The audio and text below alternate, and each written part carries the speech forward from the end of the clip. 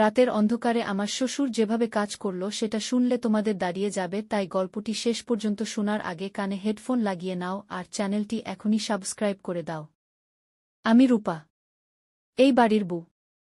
স্বামী বিদেশে, আর আমি একা একটা ঘরে হাঁসফাঁস করে কাটাই প্রতিদিন। আমার স্বামী রাজীবকে বিয়ে করেছি প্রায় 1 বছর। বিয়ের 2 মাস পরেই চলে গেছে মালয়েশিয়া, সেই থেকে এই ঘরে আমি একা। শুধু আছেন শ্বশুর। উনি আমার খুব যত্ন নেন, সবকিছুতেই খোঁজ রাখেন। আমি যেন একা বোধ না করি। চেষ্টা করেন সবসময় পাশে থাকতে। কিন্তু জানো, যতই কেউ যত্ন করুক, স্বামীর স্পর্শের অভাবটা কোথাও যেন থেকে যায়। কখনো রাতের বেলায় বালিশে মুখ লুকিয়ে কাঁদি, কখনো দিনের বেলায় চুপ করে বসে থাকি বারান্দায়। সেদিন বৃষ্টি পড়ছিল, আকাশ অন্ধকার। আমি রান্নাঘরে ছিলাম। হঠাৎ লোডশেডিং, সব অন্ধকার হয়ে গেল। মোমবাতি খুঁজছিলাম, তখন পেছন থেকে শ্বশুর এসে বললেন, রূপা মা এত অন্ধকারে একা কেন? আমি একটু চমকে তাকালাম। তখন উনি আমার হাতে মোমবাতি ধরিয়ে দিতে গিয়ে আমাদের আঙুল দুটো একসাথে ছুঁয়ে গেল। একটা হালকা শিহরণ যেন সারা গায়ে ছড়িয়ে পড়ল। চোখ তুলে দেখি, উনি চুপ করে তাকিয়ে আছেন আমার দিকে। কিছু বলতে পারছিলাম না, হৃৎপিণ্ড ধকধক করছিল। হঠাৎ উনি বললেন, তুমি খুব সাহসী মেয়ে রূপা। তোমার মতো বউ পেয়ে রাজীব খুব ভাগ্যবান। সেই কথা শুনে আমার চোখে পানি চলে এলো। আমি যে কতটা অভিমান নিয়ে দিন কাটাই সেটা হয়তো উনি বুঝতে পারছিলেন। আমার চোখের পানি দেখে উনি আমার দিকে এগিয়ে এলেন। আস্তে করে আমার কাঁধে হাত রাখলেন। আমি মাথা নামিয়ে ওনার বুকে মুখ গুজে দিলাম। জানি না কেন, কিন্তু ওই মুহূর্তে আমি আর নিজেকে আটকাতে পারিনি। ওই বুকটা আমার জন্য তখন মনে হচ্ছিল সবচেয়ে নিরাপদ জায়গা। আমরা বারান্দায় বসেছিলাম। বৃষ্টি তখন আরও জোরে নামছে। আমি হেলান দিয়েছিলাম শ্বশুরমশাইয়ের কাঁধে। ওনার হাতে আমার হাত শুধু ধরা ছিল, একটুও না ছেড়ে। হঠাৎ হালকা বাতাসে আমার চুল উড়ে এসে ওনার গালে লাগল। উনি চুল সরিয়ে দিতে গিয়ে এক মুহূর্ত থেমে গেলেন। আমাদের চোখাচোখি হল। তাকিয়ে রইলাম দুজনেই। আমি জানি এই অনুভূতি স্বাভাবিক নয়, কিন্তু আমি চাইছিলাম কেউ আমায় একটু ছুঁয়ে দেখুক, ভালোবাসুক, জড়িয়ে ধরুক। তখন উনি ধীরে ধীরে আমার কপালে একটা চুমু খেয়ে বললেন, তুমি একা নও রূপা, আমি পাশে আছি। আমার চোখ বুজে এলো। এই আশ্বাসটুকুই তো আমি এতদিন ধরে চাইছিলাম। রাতটা তখন গভীর হচ্ছিল। আমরা একসাথে বসেই ছিলাম। কোনো কথা নেই, শুধু নিঃশব্দ একটা টান, যেটা ক্রমে আরও গভীর হচ্ছিল। পরদিন সকালে ঘুম থেকে উঠে দেখি, উনি আমার জন্য নাস্তার প্লেটে আমার প্রিয় লুচি আর আলুর তরকারি দিয়ে গেছেন। তখন মনে হচ্ছিল আমি যেন কাউকে আবার নতুন করে পেয়েছি। সন্ধ্যায় আবার লোডশেডিং, আবার সেই অন্ধকার। আমি নিজেই বারান্দায় গিয়ে বসি। কিছুক্ষণ পর উনি পাশে এসে বসেন, আমার দিকে তাকিয়ে মুচকি হাসেন। এইবার আমি হাতটা বাড়িয়ে ওনার হাতে রাখি। উনি চমকে ওঠেন না, বরং ওনার আঙুল দিয়ে আমার আঙুল আলতো করে স্পর্শ করেন।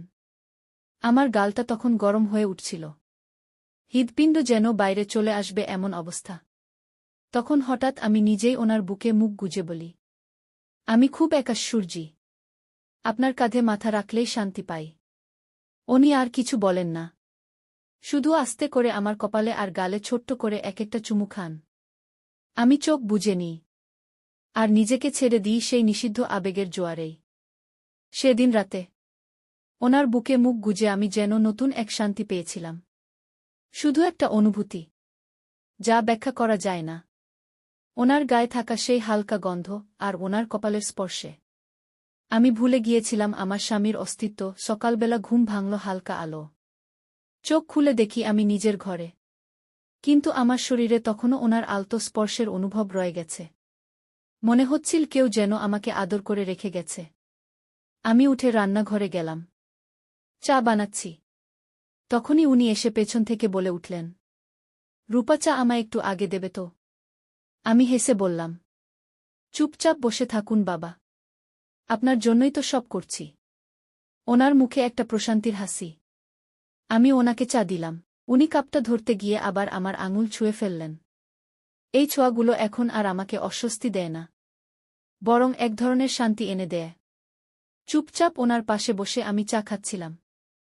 হঠাৎ উনি আমার মুখের দিকে তাকিয়ে বললেন, তুমি খুব সুন্দর রূপা। তোমার হাসি আমার মন ভালো করে দেয়। আমি কিছু বলিনি, শুধু চা খেতেই থাকলাম। কিন্তু ভিতরে ভিতরে সেই প্রশংসায় আমার মুখটা গরম হয়ে উঠল। হৃদয়ে যেন একটা মিষ্টি ঝড় বইল। সেদিন দুপুরে ঘুমোতে গিয়েছিলাম। ঘুমটা গভীর ছিল। হঠাৎ অনুভব করলাম কেউ যেন আমার কপালে হাত রাখছে। চোখ মেলেই দেখি উনি দাঁড়িয়ে, চোখে মায়া, চোখে কোমল দৃষ্টি। উনি ধীরে ধীরে আমার গালে হাত বুলিয়ে বললেন, তুমি জানো রূপা, তুমি আমার জীবনে এক নতুন আলো নিয়ে এসেছ। তুমি হাসলে আমি বাঁচি। আমি থেমে গেলাম। জানি এটা ভুল। জানি সমাজ এটাকে মানবে না। কিন্তু আমার মন কিছুতেই মানছিল না। আমি ওনার হাতটা ধরে বললাম, তুমি আমার প্রিয় মানুষ হয়ে উঠছ বাবা। আমার একাকিত্বে তুমি আমার প্রিয়তম হয়ে উঠছ। আমার কথায় ওনার চোখ যেন ভরে উঠল জলে। উনি আমার হাতটা নিজের বুকে এনে রাখলেন। বললেন, আমার ছেলের বউ হয়ে এসেছিলে, কিন্তু তুমি এখন আমার হৃদয়ের আশ্রয়। ওই মুহূর্তে আমি আর কিছু ভাবিনি। চুপচাপ উঠে ওনার বুকের মধ্যে জায়গা করে নিয়েছিলাম। ওনার বুকটা ছিল শক্ত, কিন্তু সেই জায়গাটা আমার জন্য ছিল যেন পৃথিবীর সবচেয়ে কোমল আশ্রয়। আমরা কিছুক্ষণ একে অপরকে জড়িয়ে বসেছিলাম। ওনার ঠোঁট এসে ছুঁয়ে গেল আমার কপাল। আমার চুলে ওনার আঙুল ঘুরছিল। আর আমার চোখে মুখে ওনার স্পর্শ যেন ভালোবাসার কথা বলে যাচ্ছিল।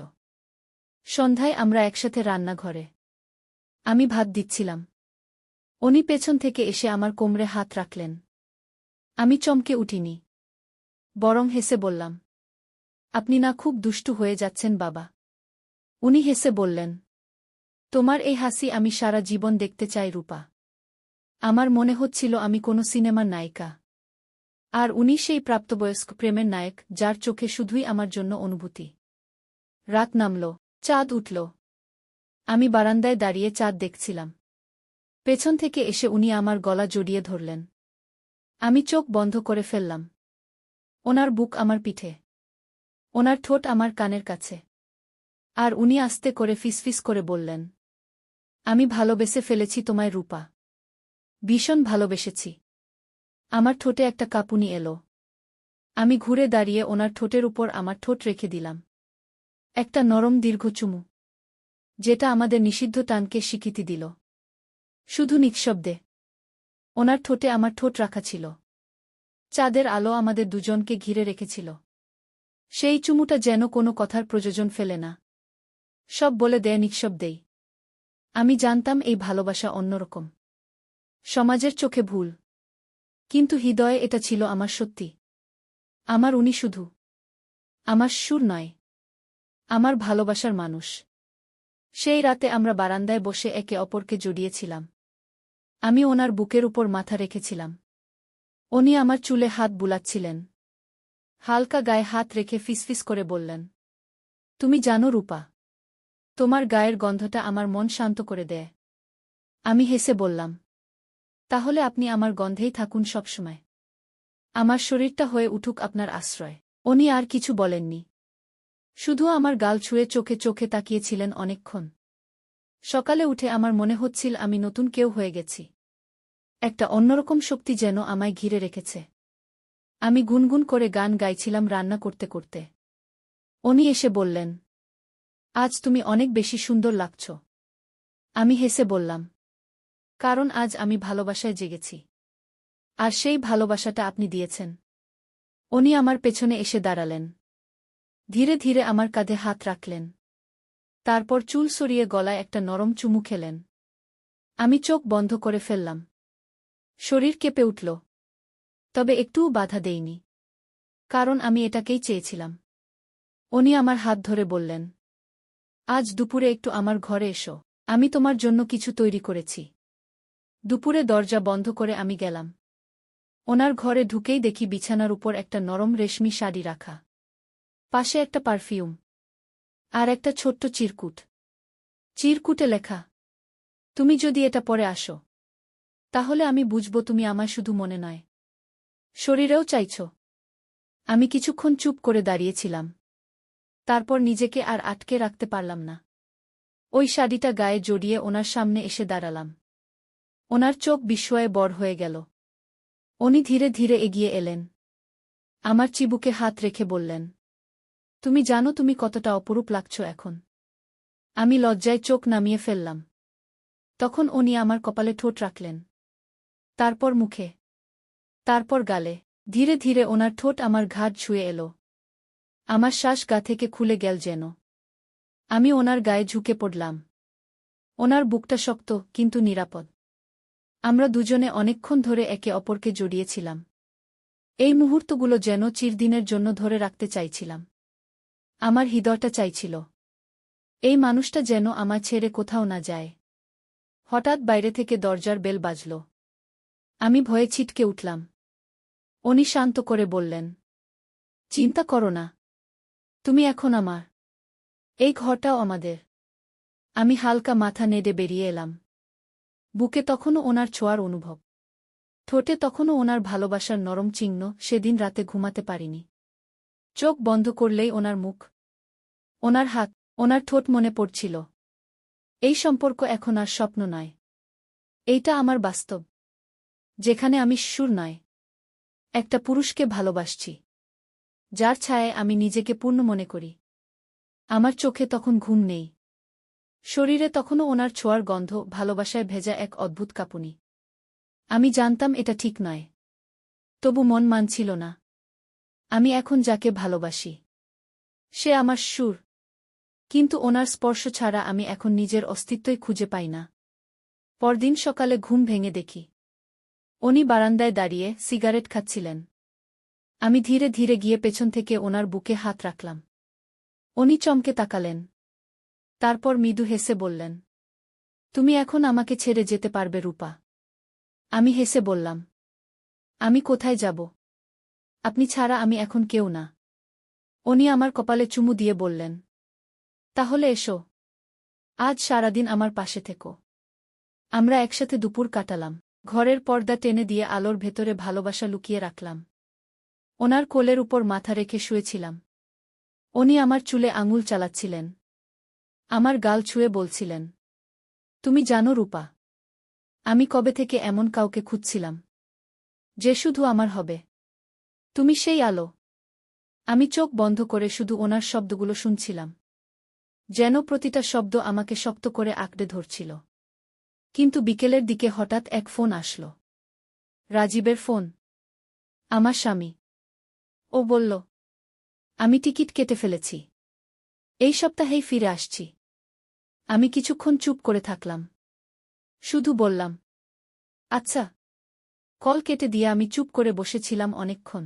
মনে হচ্ছিল একটা ঝড় এসে আমাদের সম্পর্কটাকে উড়িয়ে নিয়ে যাবে।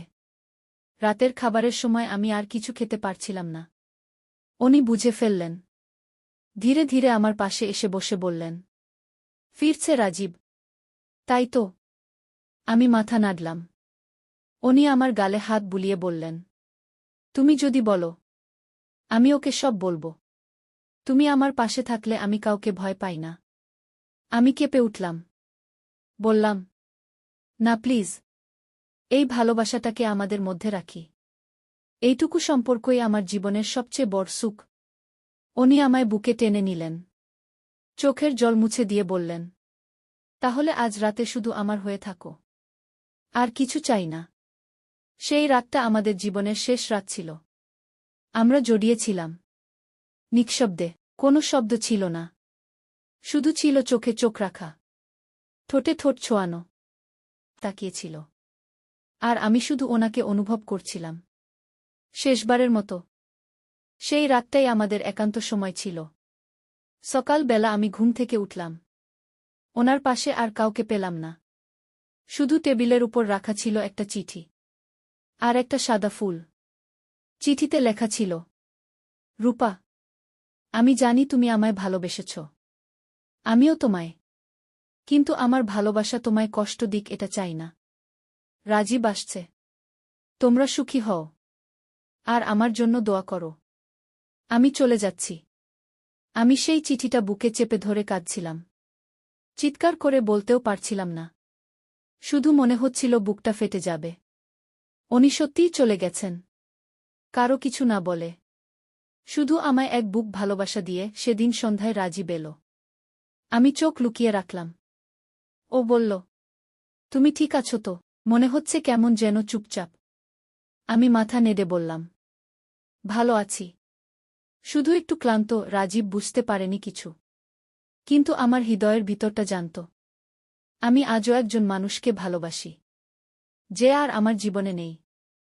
মধুসূদন বাবু মানে আমার শ্বশুর আর কখনো ফিরে আসেননি। শুধু মাঝে মাঝে পোস্ট অফিসে একটা চিঠি আসে।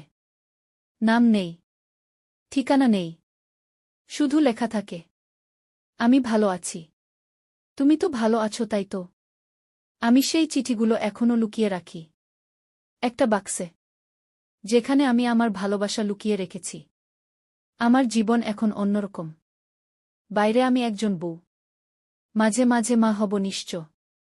কিন্তু ভিতরে ভিতরে আমি এখনো মধুসূদনের সেই এক রাতের প্রেমিকা, যার ভালোবাসা ছিল সত্যি, যা আজও নিঃশব্দে বেঁচে আছে আমার হৃদয়ে।